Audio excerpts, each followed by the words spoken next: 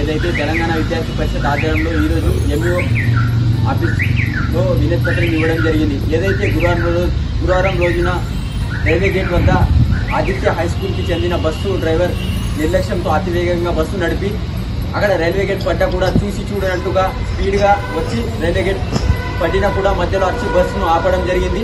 కాబట్టి వెంటనే MA sir గారు స్పందించి ఆదిత్య హై స్కూల్ పైన చర్యలు తీసుకోవాలని మేము తెలంగాణ విద్యార్థి పరిషత్గా కోరుతున్నాం. వెంటనే ఆ డ్రైవర్ని కూడా తీసేయాలని కోరుతున్నాం. ఏదైతే తెలంగాణ విద్యార్థి పరిషత్ ఆధ్వర్యంలో ఈరోజు ఎంఈఓ ఆఫీస్లో వినతి పత్రం ఇవ్వడం జరిగింది. ఏదైతే గురువారం రోజున రైల్వే గేట్ వద్ద ఆదిత్య హై స్కూల్కి చెందిన బస్సు డ్రైవర్ నిర్లక్ష్యంతో అతివేగంగా బస్సు నడిపి అక్కడ రైల్వే గేట్ పడ్డా కూడా చూసి చూడనట్టుగా స్పీడ్గా వచ్చి రైల్వే గేట్ పడినా కూడా